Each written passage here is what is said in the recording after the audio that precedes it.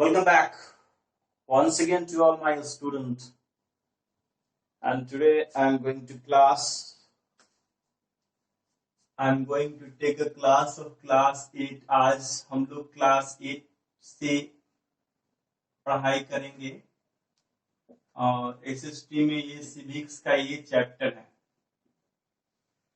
And the name of chapter is, सबसे पहले chapter का नंबर जान जाइए क्या है. चैप्टर का नंबर है 25. क्या है? Ideas and ideals of Indian constitution. Ideas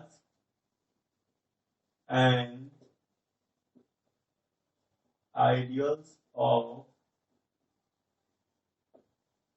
Indian constitution, है ना.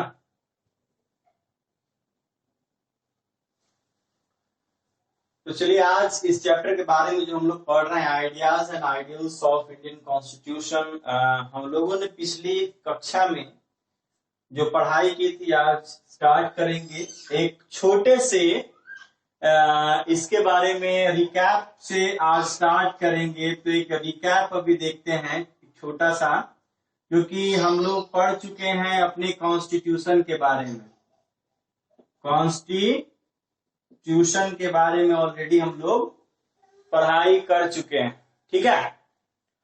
और कॉन्स्टिट्यूशन के बारे में जब हम लोगों ने पढ़ाई किया था तो कॉन्स्टिट्यूशन के बारे में हम लोगों ने देखा था कि क्या क्या जो चीजें हैं जो कि बहुत ही इंपॉर्टेंट था एक कॉन्स्टिट्यूशन के लिए. और हम लोगों ने जो पिछली क्लास में जाना था कि बना था हमारा यह इंडियन कॉन्स्टिट्यूशन 26 नवंबर 1950 को 1950 में, और इम्प्लीमेंट हुआ था 26 जनवरी 1950, है ना. देखिए तो 26 क्वेश्चन था यहाँ कि 26 जनवरी 1950 जब बन गया 26 नवंबर 1950 को, तो 26 नवंबर 1949 को, 26 नवंबर 1949 को जब बन गया हमारा, तो 26 जनवरी 1950 को क्यों लागू होगा? उसी दिन तो लागू हो जाना चाहिए था ना. अच्छा दिन था और आराम से लागू हो जाता तो कोई तकलीफ भी नहीं होता, है ना. लेकिन क्या बात थी, देखिए जब बात था, it was the year of 1929. यह दिन था 1931 दिसंबर 1929 को, 31 दिसंबर 1929 को एक सम्मेलन होने वाला था और वो था भारतीय राष्ट्रीय कांग्रेस का, INC, इंडियन नेशनल कांग्रेस, जिसकी अध्यक्षता हमारे पंडित जवाहरलाल नेहरू ने की थी, जो कि लाहौर में हुआ था. और उस अधिवेशन में पूर्ण स्वराज का मांग किया गया था, मतलब कंप्लीट इंडिपेंडेंस का मांग किया गया था. यानी कि कंप्लीट इंडिपेंडेंस का मांग किया गया था और उसमें यह घोषित कर दिया गया था कि आने वाले 26 जनवरी को ही हमारा देश जो है वह आजादी के रूप में मनाएगा, और अर्धरात्रि के समय रावी नदी के किनारे पर सर्वप्रथम तिरंगा माननीय पंडित जवाहरलाल नेहरू के द्वारा फहराया गया. तो पंडित जवाहरलाल नेहरू ने सर्वप्रथम इस तिरंगे का जो झंडोत्तोलन किया था वो रावी नदी के किनारे अर्धरात्रि के समय किया था, और उसी समय ये कंसीडर किया गया था, ये अपनाया गया था, ये कहा गया कि 26 जनवरी को जो है वह मनाया जाएगा स्वतंत्रता दिवस के रूप में. लेकिन कुछ कारणों से ऐसा संभव ना हो सका, तो इस दिवस को, इस दिन को एक हिस्टोरिकल मोमेंट के रूप में, एक ऐतिहासिक घटना के रूप में, एक ऐतिहासिक दिन के रूप में मनाने के लिए 26 जनवरी 1950 ईस्वी को हमारा कॉन्स्टिट्यूशन क्या हो गया, इंप्लीमेंट हो गया हमारे भारत में। तो आज जो हम पढ़ाई करने वाले हैं features of Indian constitution.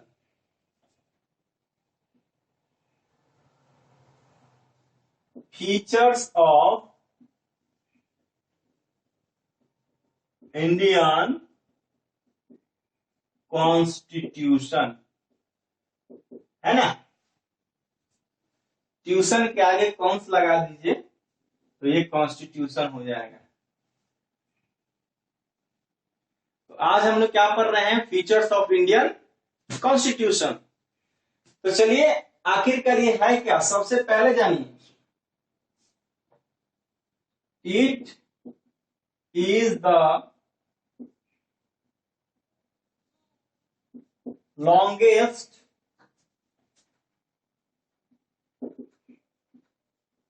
written constitution in the world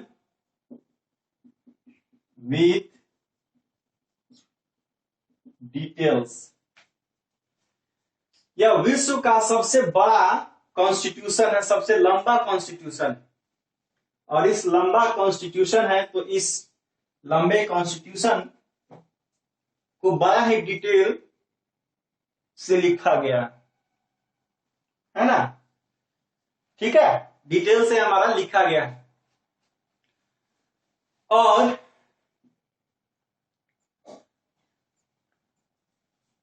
it is the result of all hard workers and framers of Indian Constitution। Clear है। तो फ्रेमर्स आखिरकार थे कौन, doctor Rajendra Prasad,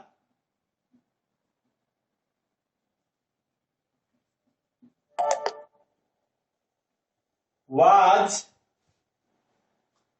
permanent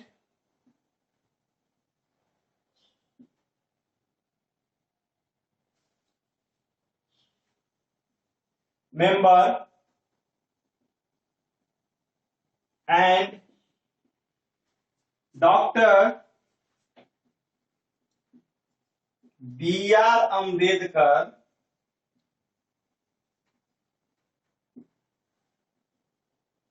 was chief of drafting committee, है ना। He was also called the father of constitution। इनको constitution का पिता भी कहा गया है, संविधान का पिता भी कहा गया। तो चलिए आज देखिए क्या है, it is the longest written constitution. ये विश्व का सबसे बड़ा लिखित संविधान है जो डिटेल रूप से लिखा गया है। और यह एक परिणाम है बहुत सारे वैसे हार्ड वर्कर्स, इंटेलेक्चुअल पर्संस का, जिन्होंने फ्रेम आउट किया। फ्रेमर्स थे, वो फ्रेमर्स कौन थे, हमारे डॉक्टर राजेंद्र प्रसाद जो कि परमानेंट मेंबर थे, और हमारे B.R. अम्बेडकर साहब जो कि ड्राफ्टिंग कमेटी के हेड थे, चीफ थे, ठीक है। तो आइए कुछ कुछ चीजें हम लोग देखते हैं कि कहां से लिया गया है ना। तो आज कुछ कुछ चीजें हम देखते हैं कि आखिरकार directive policy, directive principle of state, ये सब चीजें जो है वो कहां से ली गई हैं, ठीक है। तो चलिए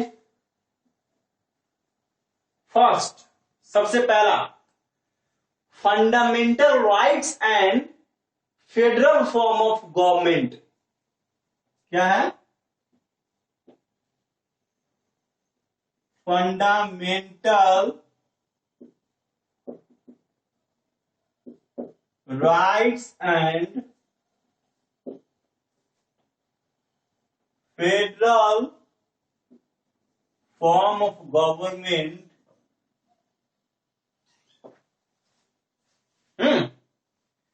adopted from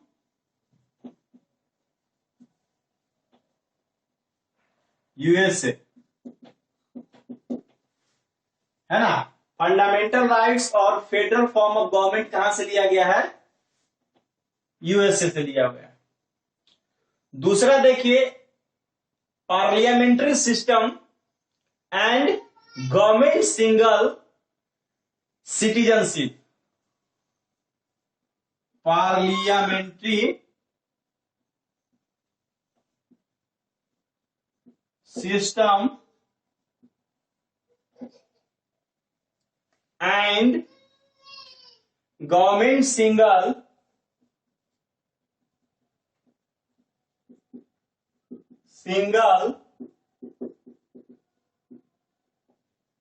citizenship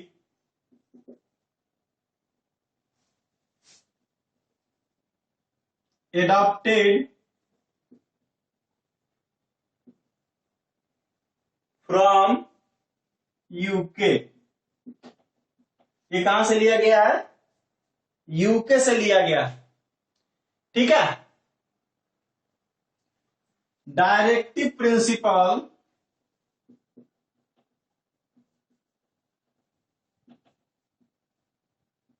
of A state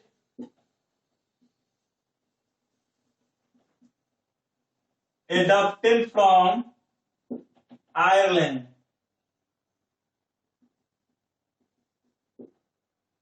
ठीक है, ये आयरलैंड से लिया गया है ना। फिर है 5-year प्लान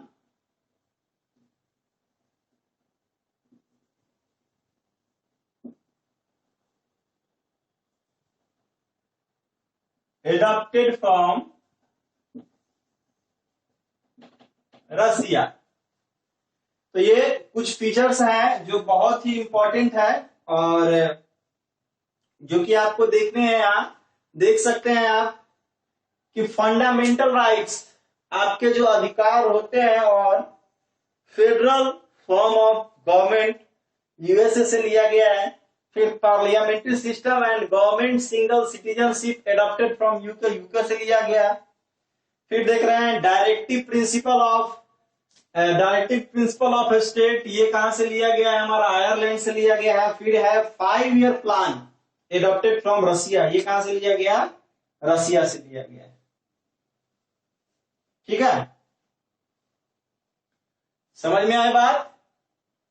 फिर कुछ कुछ जो चीजें हैं और भी बची हुई हैं इस टॉपिक में। तो अब as we know that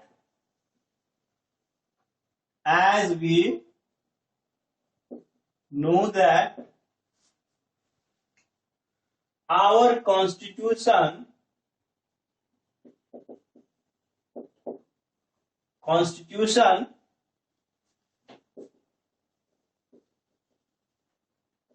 implement in 1950. Since that time, so many changes occur, बहुत सारे ऐसे चेंजेज आए, and these changes made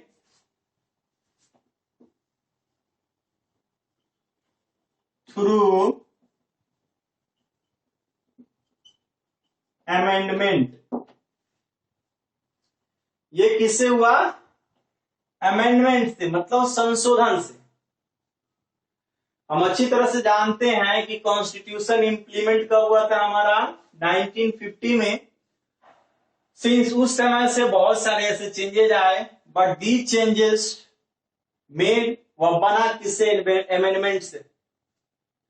तो आखिरकार ये जो चीजें थी तो क्या थी, है ना? On that time there was 395 articles and only 8 schedules, ठीक है? बट राइट नाउ अभी जो है, अभी हमारा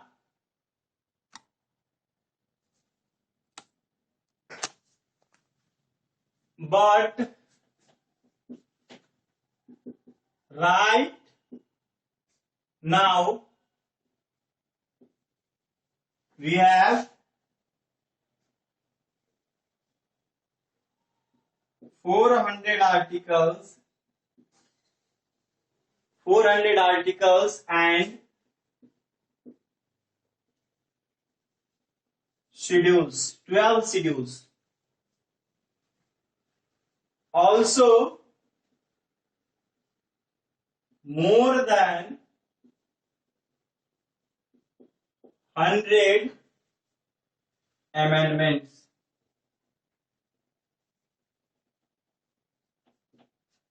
ठीक है? तो चलिए इसके बारे में थोड़ा सा अभी बात कर लें। ये बहुत ही इंपॉर्टेंट चैप्टर है और आगे भी इसको समझना बड़ा जरूरी है कि कॉन्स्टिट्यूशन के बारे में हम लोगों ने पढ़ा, फीचर्स के बारे में हम लोगों ने जाना कि जो फंडामेंटल राइट्स है और फेडरल फॉर्म ऑफ गवर्नमेंट है वो जो है यूएसए से लिया गया। और दूसरा बात है कि पार्लियामेंट्री सिस्टम और गवर्नमेंट सिंगल सिटीजनशिप का जो है वो लिया गया, आप यूके से लिया गया। फिर डायरेक्टिव प्रिंसिपल ऑफ स्टेट जो है वो लिया गया आयरलैंड से लिया गया। और 5 ईयर प्लान का जो है वो लिया गया रसिया से लिया गया। तो 5 ईयर प्लान आप लोगों को आगे पढ़ना होगा। तो 5 ईयर प्लान का मतलब होता है पंचशील योजना। मतलब कोई भी गवर्नमेंट जो है बनती है तो 5 साल के लिए उसके जो है प्रोग्राम्स को जो है वह एक डिजाइन देना पड़ता है, उसको बोलते हैं योजना आयोग, है ना? तो योजना समिति और योजना आयोग, योजना आयोग योजना समिति दोनों एक ही है, ठीक है? और जिसका जो हेड होता है वह एक प्राइम मिनिस्टर होता है, जिसमें 8 सदस्य होते हैं। जो 5 ईयर प्लान की कमेटी के सदस्य के बारे में ये बात हो रही है, उसको बोलते हैं पंचशील योजना, 5 ईयर प्लान। तो हमने जैसे बात की कि हम लोग अच्छी तरह से जानते हैं कि 26 जनवरी 1950 ईस्वी को हमारा कॉन्स्टिट्यूशन जो है वो लागू हो गया। लागू होने के बाद में क्या हुआ कि बहुत सारे ऐसे चीजों की जरूरत पड़ी जो कि उसमें छूट गया था। As you can say that there is need of a modification, एक मॉडिफिकेशन की जरूरत थी। तो आखिरकार ये कैसे होता? तो ये होने के लिए एक बिल पारित होता है जो कि दोनों सदनों से होता है। एंड एक हमारा राज्यसभा, लोकसभा और लोकसभा से पारित होने के बाद में प्रेसिडेंट का भी वहां हस्ताक्षर, मुहर और उनकी अध्यक्षता में ये सभी सारी चीजें होनी भी जरूरी है। जैसे कि जब हमारा देश आजाद हुआ तो उस समय ये चीजें, क्या चीज है, इलेक्शन के बारे में आप लोगों ने पढ़ा होगा कि 23 साल के उम्र वाले व्यक्ति और उससे ज्यादा उम्र वाले के व्यक्ति ही वोट देने का अधिकार था उनको। लेकिन जब हमारे बहुत ही अच्छे प्राइम मिनिस्टर थे जो कि बहुत ही यंग थे और वो थे राजीव गांधी,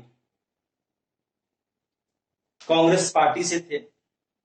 इंदिरा गांधी के बढ़ने के बाद में उन्होंने भारत की बागडोर अपने हाथों में लिया और उनके संरक्षण में हमारा देश और एक अमेंडमेंट उन्होंने पारित किया लोकसभा, राज्यसभा और प्रेसिडेंट से, और वो था 23 साल से घटकर 18 साल हो गई। यानी कि वयस्क मताधिकार, यानी कि वयस्क लोगों को वयस्क मताधिकार का अधिकार देने की जो आयु थी वो घट के कितनी हो गई, 18 होगी। यानी कि 18 साल के व्यक्ति भी उनके कंधों पर अपने देश के लिए एक नेता को चुनने का उत्तरदायित्व उनके कंधों पे आ गया था। यह एक साधारण बात नहीं है, क्योंकि हम अच्छी तरह से जानते हैं कि किसी भी राष्ट्र का अगर युवा वर्ग सही होगा, अगर युवा वर्ग किसी चीज को चाह लेगा, उस चीज को अच्छी तरह से समझने के बाद वो सारी चीजों को आराम से इंप्लीमेंट किया जा सकता है। यानी कि युवा पीढ़ी का जागरूक होना बहुत ही जरूरी है। बिना युवा पीढ़ी के जागृत हुए यह हम कतई संभव नहीं हो सकता कि हमारे राष्ट्र का निर्माण अच्छी तरह से हो, हमारा राष्ट्र का विकास अच्छी तरह से हो। निर्माण, विकास, ये दो ऐसी पहलू होता है जो भी किसी राष्ट्र के लिए, किसी देश के लिए बहुत ही जरूरी होता है। उसके लिए हमारे सिटीजन्स को एजुकेटेड होना बहुत ही जरूरी होता है। और जब भी हमारे युवा पीढ़ी एजुकेटेड हो जाएंगे तो उन्हें भी समझ में आ जाएगा कि कैसे नेता हमारे देश के लिए जरूरी है, जिनके हाथों में बागडोर दिया जाए और वह पोलाइटली अपने इन चीजों को समझे, अपने कर्तव्य को समझे, अपने पर्सनल इंटरेस्ट को छोड़कर राष्ट्र के हित को समझे और यही राष्ट्र के हित के लिए वह काम करे।